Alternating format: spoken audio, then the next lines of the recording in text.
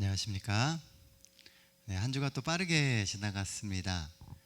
네, 무더위에 한 주 어떻게 보내셨습니까? 네, 비 많이 오고 또 흐린 날이 연속이었는데 안식일이 다가오니까 또 맑게 겠습니다. 이 안식일 우리 모두가 다 하나님을 만나며 다시금 행복을 누리는 소중한 시간 되시기를 바랍니다. 프랑스 작가 샤미소라고 하는 사람이 있습니다. 그 샤미소가 쓴 소설 중에 이 그림자를 판 사나이라고 하는 소설이 있습니다. 잠깐만요.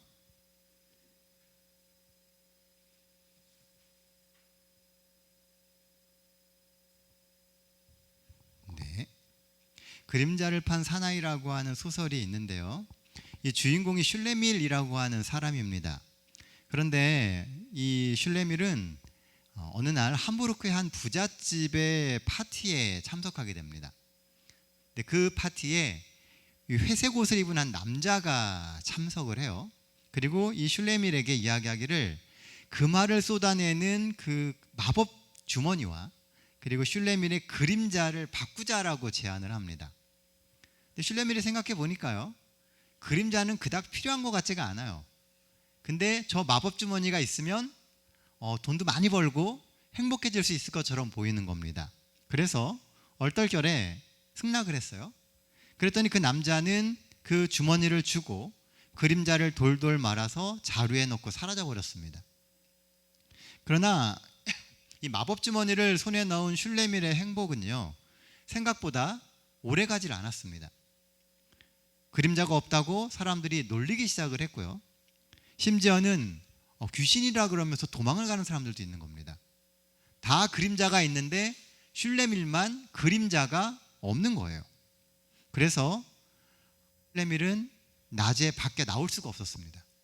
사람들이 자기를 피하고 놀리고 하니까 낮 시간에 밖에 나올 수가 없게 되었어요. 밤에만 움직였습니다. 혼자 그렇게 숨어서 살다가 결국은 사랑하는 약혼자도 떠나 보내게 됩니다. 주인공 슐레밀이 불행해진 다음에야 슐레밀은 깨달았어요. 하찮아 보이던 그 그림자가 얼마나 중요한 것인지를 알게 되었던 것입니다. 우리 주변에도 보면요, 하찮아 보이는데 사실은 귀한 게 참 많습니다. 그러니까 별거 아니라고 생각을 해요. 평상시에는 늘 갖고 있는 거기 때문에 그 가치가 얼마나 큰 건지를 모르는 것들이 있다는 겁니다. 그림자는 하찮아 보이지만 그게 없으면 사람이 아니죠. 우리의 신앙도 그렇습니다. 종종 필요할 때만 다가오고 아쉬울 때만 절실히 매달리지만 사실 신앙만큼 귀한 게 어디 있습니까? 그러니까 평상시에는 우리가 신앙을 잘 할 수 있고 편하게 할 수 있으니까 그게 얼마나 가치가 있는지를 잘 몰라요. 그런데 신앙을 할 수 없는 그 상황에 놓이게 되면 그 신앙이라고 하는 것이 얼마나 중요한 가치를 갖는지를 알게 됩니다. 우리의 신앙생활이 우리 삶의 궁극적인 관심사가 이 편안한 시간에 되어야 하는 것입니다. 하나님을 만나는 지금 이 시간이 우리의 삶에서 조금 더 의미를 갖고 더 소중한 시간이 되기를 간절히 바랍니다. 오늘 함께 나눌 말씀은 출애굽기 16장 3절로 4절에 있는 말씀입니다. 출애굽기 16장 3절로 4절에 있는 말씀이에요. 검은색은 제가 읽고 빨간색은 성도님들께서 같이 읽어주시기를 부탁드립니다. 3절입니다. 이스라엘 자손이 그들에게 이르되 우리가 애굽 땅에서 고기 가마 곁에 앉았던 때와 떡을 배불리 먹던 때에 여호와의 손에 죽었더라면 좋았을 것을 너희가 이 광야로 우리를 인도해 내어 이 온 회중이 줄여 죽게 하는도다. 그때 여호와께서 모세에게 이르시되 보라, 내가 너희를 위하여 하늘에서 양식을 비같이 내리리니 백성이 나가서 일용할 것을 날마다 거둘 것이라. 이와 같이 하여 그들이 내 율법을 준행하나 아니하나 내가 시험하리라. 21절 말씀도 같이 읽도록 하겠습니다. 무리가 아침마다 각 사람은 먹을 만큼 거두었고 햇볕이 뜨겁게 쬐면 그것이 쓰러졌도다. 예, 감사합니다. 오늘 본문은 우리가 많이 들어왔던 그 만나에 대한 이야기입니다. 오늘 말씀의 제목이 뭐냐면요, 하나님만 바라라 라고 하는 제목의 말씀이에요. 만나의 이야기는 우리가 오랜 시간 들어왔던 이야기예요. 어린이반을 할 때도 들었던 이야기고, 그리고 설교를 하면서도 하나님의 채워주심과 인도하심을 이야기할 때 정말 많이 이야기하는 그 주제가 만나에 대한 것입니다. 오늘 우리가 보게 될 이 본문에서의 첫 번째 주제는요, 하나님만 바라보라는 거예요. 자, 3절 말씀입니다. 이스라엘 자손이 그들에게 이르되 우리가 애굽 땅에서 고기가마 곁에 앉았을 때와 떡을 배불리 먹던 때에 여호와의 손에 죽었더라면 좋았을 것을 너희가 이 광야로 우리를 인도하여 내어 이 온 회중이 줄여 죽게 하는도다. 우리가 지난 시간 무엇에 대한 이야기를 나눴었죠? 네, 쓴물. 어디의 쓴물이요? 마라의 쓴물에 대한 이야기를 나눴었습니다. 기억하십니까? 그러면서 어떤 상황에서든지 원망하기보다는 기도하는 삶을 살아야 한다라는 내용의 말씀을 우리가 지난 금요일에 같이 나눴었습니다. 그런데요, 이 일이 있고 나서 얼마 안 돼서 또 다른 문제가 발생됩니다. 이번에 무슨 문제예요? 먹을 게 없습니다. 지난주에 며칠 전까지만 해도 우리는 목이 말라갖고 힘들었어요. 그런데 목이 마른 게 넘어가고 나니까 이번에는 배가 고픈 겁니다. 먹을 게 없어요. 이제 막 목마름의 문제를 해결했는데 다시 배고픔의 문제가 이스라엘을 궁지에 몰아넣습니다. 도대체 하나님의 의도가 뭘까요? 광야 생활을 하면서 한 번도 아니고 연속으로 계속 어려운 일들이 닥쳐와요. 하나님 한 분 믿고 출애굽을 했으면 어려움 가운데 항상 길을 열어 보여주시는 그런 하나님을 보여주셔야 하지 않습니까? 믿음대로 살잖아요. 믿음에 도전을 했잖아요. 그럼 하나님께서 모든 문제를 해결해 주셔서 내가 정말 믿음대로 사니까 다 잘 되더라 라고 하는 고백을 하게 만드는 게 그게 정상적인 거 아니에요? 그런데 출애굽을 한 이스라엘 백성들은 홍해를 건너자마자 물이 떨어져서 힘들고요, 물의 문제가 해결되고 나니까 얼마 후에 이번에는 먹을 게 없습니다. 고난의 연속인 거예요. 도대체 하나님은 무슨 생각을 가지고 이런 일들을 이루시는 걸까요?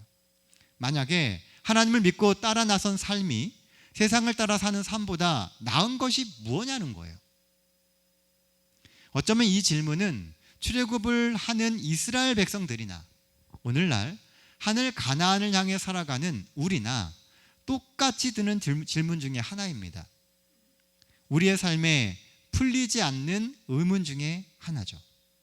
그리고 아마 하늘 가는 그 순간까지 우리는 계속 이 문제를 가지고 고민을 해야 될지도 모릅니다. 하나님을 믿는데 왜 삶이 나아지지 않느냐는 거죠. 그런데 이 질문의 정답은요, 아이러니컬하게도 하나님을 믿게 하기 위해서입니다. 성경이 내리는 결론은요, 하나님이 끊임없이 힘든 삶 가운데로 하나님의 백성을 인도하시는 이유는 하나님을 믿게 하기 위해서라는 거예요. 출애굽을 했으면 오직 하나님만 의지하며 살아야 하는데 이스라엘 백성은요, 여전히 자신들이 가지고 있는 것을 의지해서 삽니다. 그래서 그들이 가진 것과 그들이 의지하는 것이 모두 없어질 때까지 하나님은 아무 일도 하실 수가 없어요. 우리는 우리가 가지고 있고 우리가 의지할 수 있는 그 무엇인가가 있어서 든든합니다. 왜냐하면 그건 버팀목이 되거든요. 그런데 그런 게 있는 한 하나님은 우리의 삶 속에서 아무 일도 하실 수가 없다는 거예요. 그래서 하나님은 그것이 없어질 때까지 기다리십니다. 왜냐하면 그래야만 사람들이 비로소 하나님을 바라보기 때문에요. 우리는 우리의 삶에 임하는 여러 가지 시험들과 어려운 상황들을 깊이 생각해 볼 필요가 있어요. 혹시나 내가 하나님을 바라보지 않기 때문에 하나님이 내 삶을 이 방향으로 인도하시는 것이 아닌지 우리는 잘 생각해 봐야 됩니다. 어쩌면 하나님께서 우리의 삶 속에서 뺏어가시는 그것이 우리를 붙들고 있었던, 하나님과 우리의 교제를 막고 있는 그 무엇이었을 수도 있다는 것입니다. 출애굽을 해서 오직 하나님만 의지하면서 살아야 됐는데 이스라엘 백성들은 그렇게 하지 못했어요. 오늘날 우리는 하나님과 간절히 연결된 관계가 되어야 합니다. 그게 결국 출애굽에서 이 광야 생활을 이겨낼 수 있는 열쇠가 되는 것이죠. 물론 사람이요, 물이 없으면 못 삽니다. 먹지 못하면 죽습니다. 이건 자연법칙이에요. 그래서 사람들은 모든 일을 배가 부른 후로 다 미뤄요. 우리가 잘 아는 속담 있잖아요. 금강산도 식후경입니다. 아무리 좋고 화려하고 아름다운 게 있어도요, 배가 부르지 않으면 안 된다는 거예요. 그러니까 먼저 먹고 사는 문제 해결하고 나서 그 다음에 뭔가를 하겠다는 겁니다. 하나님을 믿는 것도요, 같은 이야기를 해요. 우선 먹고 사는 문제를 해결해야 믿든지 말든지 할 것이 아니냐고 말합니다. 지극히 당연한 이야기죠. 틀린 이야기가 아니에요. 하지만 이게 하나님 앞에서는요, 틀린 답입니다. 왜냐하면 하나님은 먹고 사는 생존의 문제가 우리의 영역이 아니라 하나님의 영역이다라고 말씀하고 계시기 때문에 그래요. 하나님이 우리를 이 광야로 불러내셨는데 하나님이 우리의 삶을 책임지시는 것은 당연한 것 아니겠습니까? 근데 그 당연한 것을 우리는 뭐 하지 못하냐 하면 믿질 못한다는 거예요. 우리가 잘 아는 성경 말씀이 있죠. 너희는 먼저 그의 나라와 그의 의를 구하라. 그리하면 이 모든 것을 너희에게 더하시리라. 그런데 앞에 붙는 말이 있어요. 보시면 목숨을 위하여 무엇을 먹을까, 무엇을 마실까, 몸을 위하여 무엇을 입을까 염려하지 말라. 이런 것들은 전부 다 하나님이 책임지시는 영역이에요. 그러니까 다 잊어버리고 너희는 먼저 그의 나라와 그의 의를 구하라. 그리하면 이 모든 것은 누가요? 하나님이 너희에게 더하실 것이다 라고 이야기하고 계신다는 거예요. 우리가 너무나 잘 아는 성경절인데 사실 이렇게 사는 게 정말 어렵습니다. 우리는 당장 내 삶에 생기는 그 문제를 내가 극복하려고 해요. 안 그러면 불안해요. 생존의 고민을 내려놓지 못한 사람이요, 어떻게 생명에 관심을 가질 수 있고 하나님을 제대로 믿을 수 있겠습니까? 눈앞에 발등에 떨어져 있는 그 문제를 해결하지 못해서 동동동동 거리는 사람이요, 어떻게 우리가 하나님을 온전히 믿을 수 있겠느냐는 거예요. 하나님께서 이스라엘 백성들을 이 광야에 인도하시고 이런 어려운 가운데 들게 하시는 이유 중에 하나는요, 그 현실을 바라보게 하고 그들의 삶의 방향이 그들이 생각하는 그 방식과 다른 방식이 되어야 함을 가르치고자 하셨던 것입니다. 생존의 문제에 연연하는 한 여전히 하나님은 우리의 삶의 최선책이 아니라 차선책이 될 수밖에 없습니다. 근데 하나님이 우리의 삶의 최선책이 되시기를 원하십니다. 하나님께 우선 모든 것을 맡겨보십시오. 이 우선이 중요해요. 하나님이 주시는 해결책이 비로소 보일 겁니다. 하나님을 먼저 찾으면 하나님이 그 문제를 해결해 가시는 길들이 보여지게 될 거라는 거예요. 그러나 안타깝게도요, 방금 읽은 3절 말씀에 보면은 이스라엘 백성들의 마음이 여전히 애굽에 머물러 있음을 알 수가 있습니다. 우리가 애굽 땅에서 고기가마 곁에 앉았던 때와 떡을 배불리 먹던 때에 차라리 여호와 손에 죽었더라면 좋았을 것을. 광야에 나와서 살아가면서 여전히 어디를 보고 있냐면 애굽을 보고 있다는 거예요. 그때 참 좋았는데, 그때 참 편했는데, 그땐 이 맛있는 게 있었는데 왜 지금은 이런 게 없지? 이렇게 생각을 하고 산다는 거죠. 그러니 신앙생활을 하는 게, 하나님을 믿고 살아가는 그 삶이 행복할 수가 없는 겁니다. 하나님이 오늘 나를 위해 준비해 주시는 그것을 바라봐야 되는데 그걸 보지 않는 거예요. 약속의 땅을 바라보기보다는 여전히 애굽의 미련을 두고 비교하며 징징대고 있는 모습을 보여줍니다. 하나님의 사람은요, 애굽의 미련을 두기보다는 약속의 땅 가나안의 희망을 두며 살아야 합니다. 비록 내가 가진 것이 적을 수 있어요. 능력이 부족할 수도 있습니다. 그래도 하나님이 삶을 이끄시고 또 채워주실 것을 믿고 가나안을 향해 나가야 됩니다. 그게 바로 성도의 삶이에요. 그러면 이 모든 것을 채워주시는 경험을 하게 되는 겁니다. 생존의 일 때문에 생명의 일을 등한시해서는 안 됩니다. 우리의 신앙생활은요, 생존의 문제와 생명의 문제 간의 그 사이에서 오갑니다. 생존으로 우리의 삶을 바칠 것인가? 아니면 생명을 얻는 데에 시간과 모든 것을 투자할 것인가? 먹고 사는 일 때문에요, 하나님을 만나는 일을 뒤로 미뤄서는 안 됩니다. 그러다 보면요, 계속 먹고 사는 문제만 해결하다가 정작 생명을 얻는 구원의 일은 놓치기 십상입니다. 그러니까 사단은 계속해서 우리가 먹고 사는 문제를 걱정하게 만들어요. 마지막 때가 되면 될수록 요즘에 사람들의 관심사는 다 거기 있습니다. 어떻게 먹고 살 것인가? 청년들의 문제는 취업 문제죠. 어떻게 직장을 얻어서 나머지 인생을 정말 먹고 살 수 있을까? 입에 어떻게 풀칠을 할 것인가? 이 고민을 다 하게 만든다는 거예요.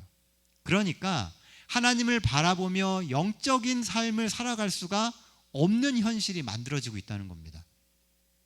마지막 때가 되면요, 사단은 우리를 매우 바쁘게 만들 겁니다. 왜냐하면 바쁘게 살지 않으면요, 절대 먹고 살 수가 없어요. 그러니까 자연스럽게 그 먹고 사는 문제에 집중하고 시간을 투자하느라 하나님을 만나고 하나님을 교제하며 하나님이 이끄시는 신앙의 길을 가는 데는 등한시되게 만든다는 것입니다.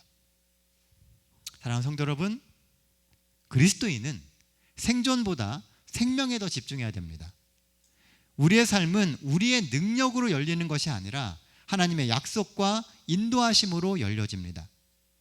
이것을 경험하는 것이 신앙생활이고 이것을 믿고 나가는 것이 그리스도인의 삶인 겁니다. 그러니 하나님을 믿고 구하십시오. 하나님이 삶의 모든 길을 열어주실 거예요.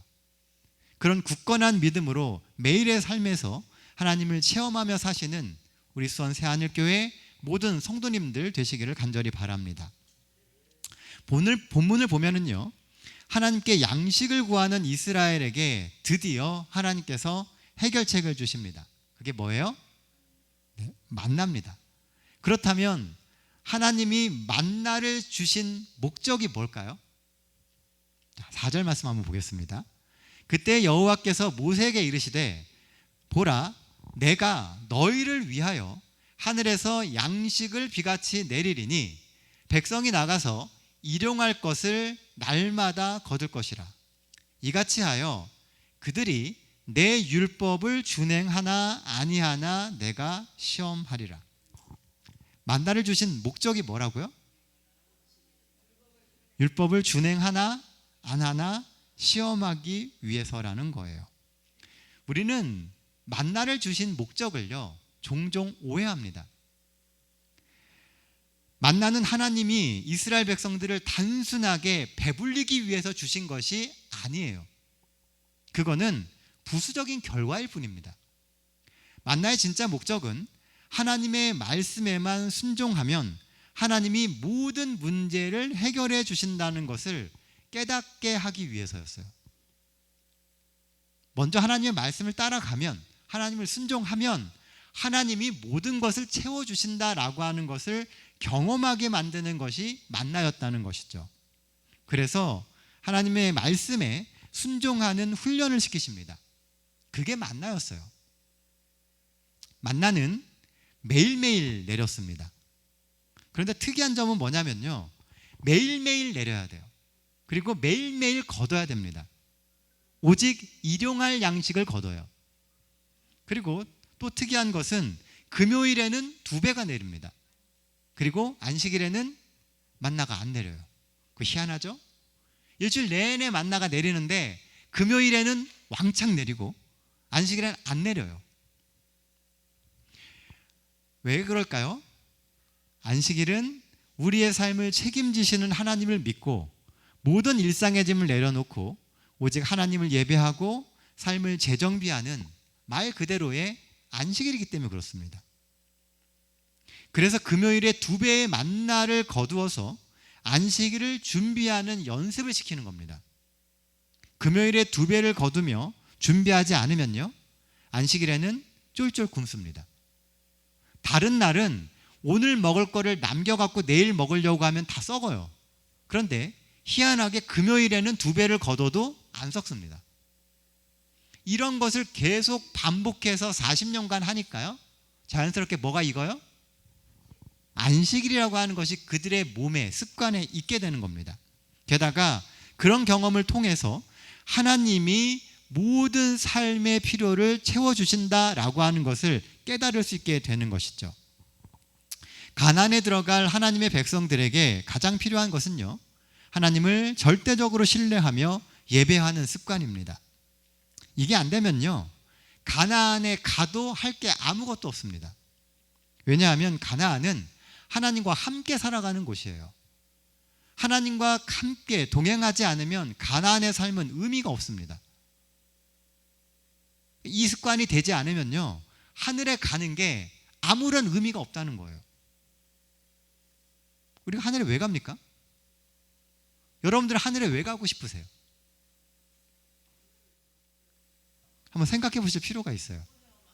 하나님과 동행하며 하나님이 주시는 삶을 누리는 그런 경험을 하지 않는다면 하늘에 가서 우리가 할 게 뭐가 있습니까? 이스라엘 백성들이 애굽에서 나와서 가나안을 가야 될 이유가 없어요. 우리가 애굽에서 이스라엘 백성들이 노예로 생활을 했기 때문에 힘들었다라고 하는 부분만 생각합니다. 하지만요, 이미 그들은 애굽화 되어서요, 삶의 터전이 다 그곳에 있었습니다. 가나안은 생판 아무것도 없는 땅이에요. 만약에 그곳에 가서 터전을 잡고 생활하는 것이 그들의 목적이었다면요, 사실 가나안에 가서는 고생만 합니다. 그런데 그곳은 하나님이 약속하신 땅이고 하나님과 동행하는 땅이기 때문에 그 가나안이 의미가 있는 거예요. 우리가 매일 하나님의 말씀을 따라서 순종하며 살아가는지 살아가지 않는지를 가늠하는 지표가 사실은 만나입니다. 하나님이 여러분들의 삶에도 만나를 내려주십니까? 하나님이 우리의 삶 속에 매일매일 주시는 만나가 있습니까? 그러면 그 만나를 믿음의 도구로 삼아 더 신실하게 하나님을 만나며 살아가야 합니다. 그래야만 이 광야 같은 세상에서 실패하지 않습니다. 실제로 이스라엘 백성들은요, 먹고 사는 문제가 해결되었음에도 불구하고 여전히 하나님의 율법에 순종하지 않아서 여호수아와 갈렙을 제외하곤 그 어느 누구도 약속의 땅에 들어가지 못했습니다. 200만 명이 나왔어요. 근데 몇 명 들어갔다고요? 2명 들어갔습니다. 100만 대 1이에요. 그 수많은 사람들 중에 가나안까지 들어간 사람 딱 2이라는 겁니다. 출애굽을 했던 사람들 중에는. 만나는 축복이기도 하지만요, 다른 한면은 절대적인 심판이기도 합니다. 오랜 시간 스스로 속이고 다른 사람들도 속였던 신앙의 실체가 고스란히 드러나는 순간이 만나의 순간입니다. 그전에는 다 비슷해 보였어요. 그런데 만나를 딱 경험하는 순간요, 그 사람이 어떤 신앙인인지가 드러나는 겁니다. 성경에 보면요, 선악과 11조와 같이 만나는요, 우리의 순종을 드러내는 시금석입니다. 이 백성이 하나님을 정말로 신뢰하는지, 그리고 하나님의 말씀에 순종하는지를 눈으로 보여주고 있는 실체가 선악과 11조 만납니다. 이 3가지가 전부 다 쉽지 않아요. 말로는 그거 안 먹으면 되지, 11조 내면 되지, 만나 매일 아침 가가지고 하면 되지, 이렇게 생각하지만요, 이것을 실천하고 매일매일 따라가는 것이 생각보다 쉽지가 않습니다. 사실 만나는요, 배고픈 이스라엘 백성들을 위해서 하나님이 주신 선물입니다. 이게 없으면 광야에서 살 수 없어요. 그럼 당연히 하나님께 감사하며 순종을 해야 되는 것이 당연한 것 아닙니까?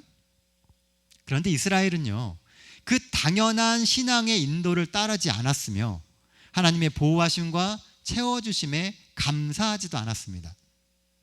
도리어 만나만 주지 말고 고기도 좀 주시고 다른 좀 더 맛난 것을 좀 달라고 불평하며 원망합니다. 계속 더 많이 먹고 더 소유하는 데만 관심이 있을 뿐 늘 우리의 삶을 채워주시는 그 하나님께는 관심이 없어요. 그 하나님께 감사하지도 않고 예배하는 삶을 살지도 못했습니다. 그리고는 그 광야에서 만나와 함께 이 백성들도 사라졌습니다. 실제로 이스라엘 백성들이 가나안에 딱 가서요, 첫 해 소출을 딱 먹는 날 만나가 그쳤습니다. 그러니까 이스라엘 백성들이 광야 생활을 해서 가나안에 갈 때까지 하나님께서 주셨던 먹을거리가 만나였어요. 먹을거리가 생기니까 하나님 더 안 주십니다. 그런데 그 이스라엘은요, 그 신앙의 인도를 따라가지 않았기 때문에 결국 대부분 실패하게 되었다는 것입니다. 우리의 삶에는 없으면은 불편한 것들이 종종 있습니다. 소유의 욕구를 불러일으켜요. 그게 있으면 좀 편하거든요. 더 누리고 싶고 더 갖고 싶습니다. 그러나 그것이 없어도 죽지는 않아요. 그러니 없어서 불편한 것에 너무 집착하지 말고 없으면 안 되는 구원의 문제에 더 집중해야 하는 겁니다. 하나님이 주시는 만나와 같은 삶에서 늘 감사하며 하나님께 더욱 순종하며 사시는 우리 수원 새하늘교회 모든 성도들 되시기를 간절히 바랍니다. 본문에서 찾을 수 있는 세 번째 말씀은요, 만나는 반드시 요리되어야 한다는 겁니다. 자, 21절 말씀입니다. 무리가 아침마다 각 사람은 먹을 만큼만 거두었고 햇볕이 뜨겁게 쬐면 그것이 쓰러졌더라. 만나에 관해서는요, 살펴보면 몇 가지 재미있는 사실들이 있습니다. 오늘 본문에 보면 하나님은 만나를 주시며 하루에 거둘 양을 정해 주셨고요, 아침까지 절대로 남겨두지 말라고 하셨습니다. 거둔 만나는 그날 다 먹어야 돼요. 아침까지 두면 어떻게 돼요? 다 썩어버립니다. 이것은 만나가 단순히 부의 축적이나 더 많은 소유를 위한 것이 아님을 보여줘요. 그저 하루 먹을 수 있는 양에 만족하라는 거죠.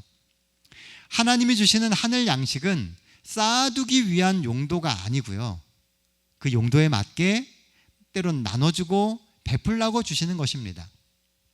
주어진 하늘의 양식으로 힘을 내고 썩혀지지 않도록 나누고 베푸는 삶을 우리가 살아야 한다는 의미이기도 한 것이죠. 그렇게 하심으로 하나님이 우리의 삶에 채워주시는 능력을 100% 활용할 수 있는 우리 모두가 되기를 기도합니다. 근데 만나와 관련해서요, 우리가 기억해야 할 또 다른 사실은 만나에 대한 오해예요. 만나 사건을 이야기하면 우리는 마치 하늘에서 만나가 뚝 떨어져서 이스라엘 백성들은 아무것도 안 해도 잘 먹고 잘 사는 것처럼 생각합니다. 그런데요, 성경을 읽어보면 사실 그렇지 않습니다. 방금 읽은 21절 말씀에 보면요, 이스라엘 백성들이 만나를 거두고 난 후 햇볕이 내리쬐면 만나가 어떻게 된다고 이야기를 해요? 쓰러졌더라라고 이야기합니다. 쓰러진다는 게 무슨 뜻입니까? 녹아버렸다는 뜻입니다. 그런데 23절을 보면은요, 만나는 맷돌에 갈거나 삶거나 구워서 먹을 수 있는 것이다라고 기록을 해요. 이렇게 요리를 해야만 먹을 수 있는 것이 만나예요. 만나는 꽤 단단했던 것처럼 보여집니다. 그런데 이렇게 단단한 만나가요, 햇볕에 그냥 녹아버린다는 게 신기하지 않습니까? 요리해 보셨죠? 요리. 보통 불에다가 이렇게 올려서 삶거나 또는 이렇게 찌거나 구워야 되는 것이요, 불에 들어가면 어떻게 돼요? 거기서 녹거나 이렇게 되게 됩니다. 햇볕에도 녹는 게 불에 올라가게 되면 당연히 녹아버리겠죠. 그렇게 약한 게 어떻게 굽거나 삶는 게 되느냐는 거예요. 자연 상태에서는 햇볕에 녹지만 사람에 의해서 걷어진 다음에는 굽고 찔 수 있을 정도로 단단해집니다. 이게 만나의 신비예요. 거두어지지 않은 만나는 다시 하나님께 돌아갑니다. 그러나 거두어진 만나는 요리되어서 이스라엘의 양식이 되는 겁니다. 그러므로 하나님이 우리에게 주시는 만나를 알맞게 요리하는 게 중요해요. 만나를 하나님이 거저 주시는 것이 맞습니다. 그러나 그렇게 내린 만나를 먹으려면요, 상당한 일을 해야 돼요. 해 뜨기 전에 거둬들여야만 했고요, 가져와서 요리도 해야 됐습니다. 즉 그저 입만 벌리고 하나님의 축복이 그냥 입속으로 떨어지기를 바라서는 안 된다는 겁니다. 하나님은 만나를 잘 가공해서 예쁘게 포장해서 주시지 않고요, 스스로 일해서 얻게 하셨습니다. 하나님 제공해 주시고 사람들은 가서 정해진 때에 노동을 해서 그것을 얻어내야 된다는 거예요. 그리고 가져와서 또 양식을 삼으려면 요리를 해야 됩니다. 이런 과정을 거쳐야 만나가 정말 그들의 먹거리가 되는 거죠. 믿음은 나태와 게으름을 조장하는 게 아니에요. 믿습니다. 그리고 끝나서는 안 된다는 겁니다. 하늘의 양식을 얻는 환상에만 젖어서 땀을 흘리지 않는 것은 그 양식을 주시는 하나님의 뜻이 아닙니다. 하나님은 자녀들의 필요를 공급해 주시지만 지나치게 필요를 채워주시지도 않습니다. 만나가 진정한 양식이 되려면 주신 만나를 가지고 부지런히 요리하고 뭔가를 만들어야 돼요.